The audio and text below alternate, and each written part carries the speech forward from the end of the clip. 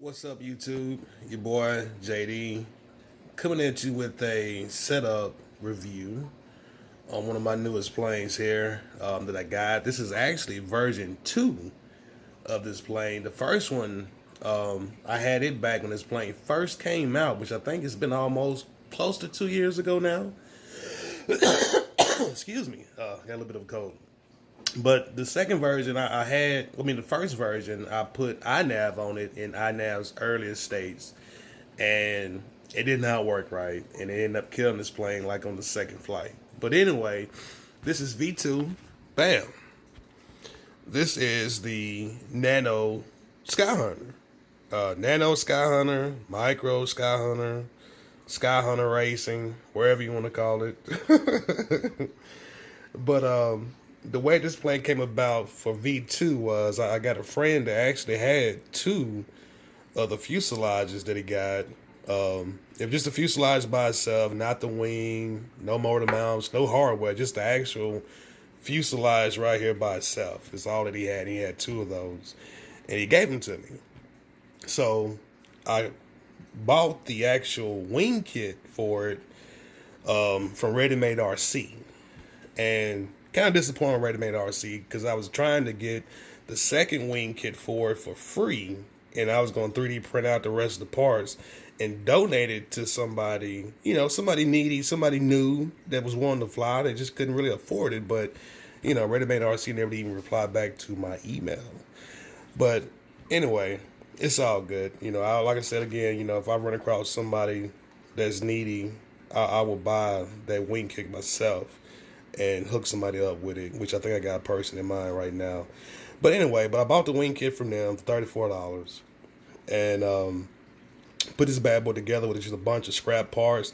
The plane originally, it was just gonna be a line of sight plane for me, and I got to looking online just trying to see, what was some of the results people was getting with this particular plane, and it really wasn't any kind of satisfying results. I mean, I don't know, I guess a lot of people felt limited with this plane. They didn't think this plane could do any kind of long range or anything like that. So it kind of struck me up to try it out and see for myself what it could do. And surprisingly, some of you guys seen the last video I made. I went out 10 miles with this plane and could have kept going.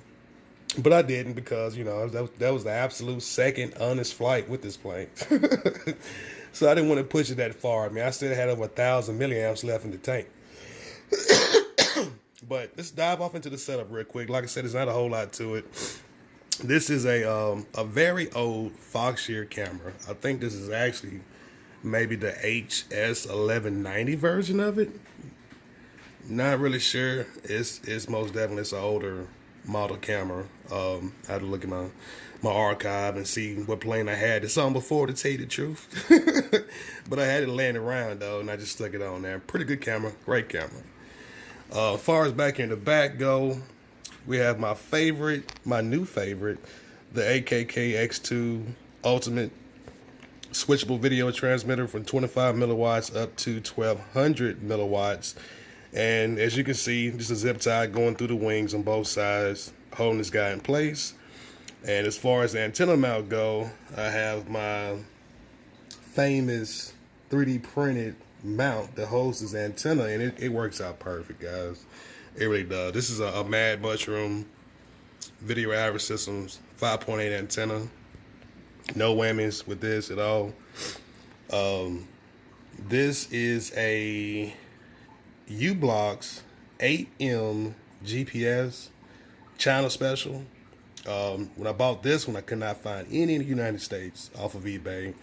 So I ended up getting this one from China. It took about 30 days to get here. But hey, you got to do what you got to do. And thank God I bought it before this trade war crap kicked up. But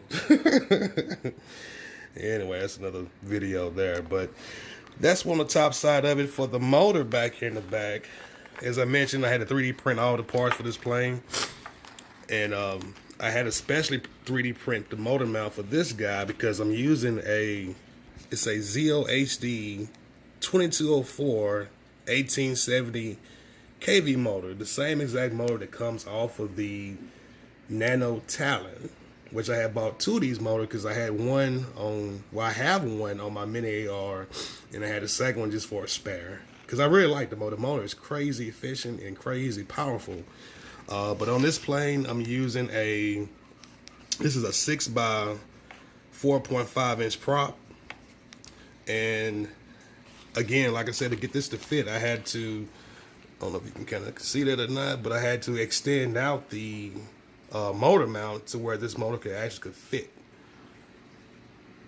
Because if not, if you have just a standard motor mount or something, it's not going to work at all. You have to hull out the foam or something to get it to fit. So luckily, I'm blessed with a 3D printer, and I was able to design something to make that where it'll work. But anyway, as you guys seen though in the video, I don't know if you noticed the takeoff amps or not, but on takeoff, I'm only pulling 10 amps. Why? Because this dude motor prop combo is so powerful to where you get about just a tap under a half throttle at launch, it's already trying to jump out your hand.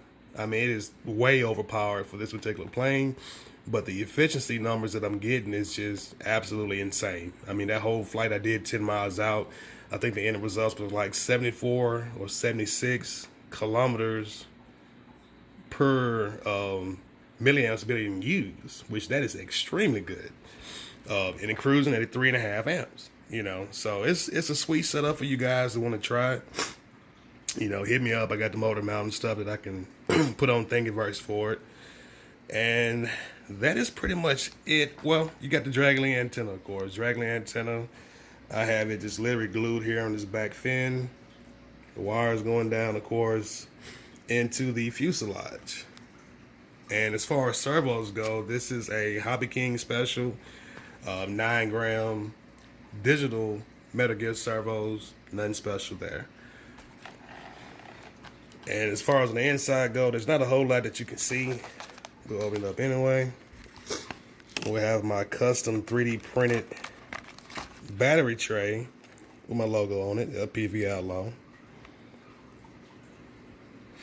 And as I mentioned, the battery tray didn't come with the kit, and the wing mount where these 2 screws go into, that I had to print that out too as well. And the piece that the flight controller sits on, I had to print that out too as well. Which, it was pretty easy prints and stuff. And thanks to the community on Thingiverse, they had all this stuff already readily available.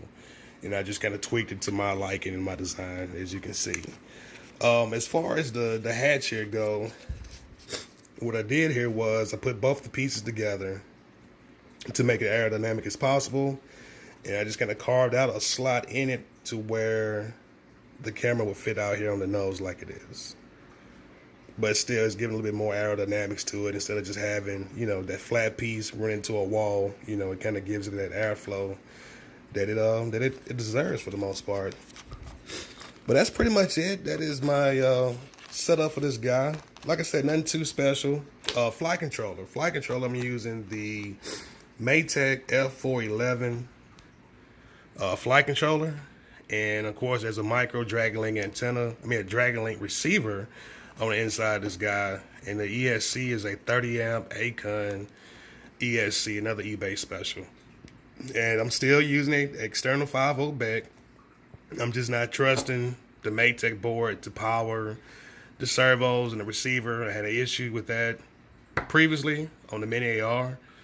So from now as far as powering the servos and stuff like that go, I'm keeping that separate, and I'm not having any kind of issues doing that at all. But I think that's about it as far as this plane go. Using the 4S 3500 milliamp Titan Lion pack. The flight I did the other day, going out 10 miles with it, 20 miles round trip, I still had 1,000 milliamps left in the tank. I would say this plane would probably be able to go, probably better get a full 30 miles round trip out of this particular setup. On a non-windy day. I have not flown this plane yet on a non-wind day. Both times I've flown it, the winds were 10 to 15, 20 miles per hour gusts, And we'll see what it does. And as far as the cruise speed go, that's another thing. I really can't really say officially what the cruise speed of this plane would be. If I would have to guess, I would probably say more around the 35 mile per hour range, which is pretty good. You know, you got some bigger planes like the Penguin that don't even cruise that fast. You know, but this one is pretty dang on good. I like it. It's really surprising me, the results that I got. And we're going to stretch this dude out, hopefully, on the next flight and see what to do. Also, I'm working on the LPS for this guy, too, as well. The stock airplane, general airplane, LPS and INAV forward was 188 on the hardware, 60 on the pit tuner LPFs, and it worked, but it was too overreactive. But again, I was flying on windy days, so not really sure how this is going to turn out on a no-wind day. But the last flight, I did dial the pit tuning LPF down to 42, and it almost seemed to be too low. Because if you notice, when I launched the plane in that second flight, it went kind of crazy and went down to the ground. And I almost bailed out, but I didn't. I kept pushing it and trying to keep it going, and it finally caught lift and took off up in the air. But that was a real close call. So what I did, I changed the LPFs again, this time dropping the hardware LPF down from 188 to 98, and I bumped up the pit tuning LPF up to 55. And we'll just see how that works out. But I'll keep you guys posted on what LPFs I'm using for this if y'all try it. As far as where to buy this plane from, like I said, you know, you got Ready Made RC that has a few kits of his left, as the Nano, Skyhunter, Banggood. They used to have the E-Machine version, the Micro Skyhunter. Again, same thing. But I know here recently Sonicmodell just dropped the Skyhunter Racing version, which shockingly has the what is it, an 1806 2400 kV motor, the same motor that comes off the Mini AR is on it. And in my Mini AR review I did, that motor and this motor are pretty much tit for tat, I will have to say. Spinning a, of course, it's turning a 5x4 prop, and I'm using a 6-inch prop. I mean, it's still the results as far as efficiency-wise go and speed on the Mini AR, it was pretty much almost the same. So, you know, you guys can take your picks and choosing on that one. But again, if you try to follow my steps and use the 6x4 4.5 inch prop and this motor on this plane, do not launch at full throttle. It will torque roll for sure, no doubt about that. It's crazy powerful. But anyway, that's my setup on this plane.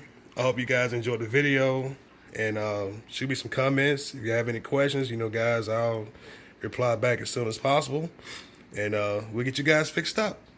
But peace.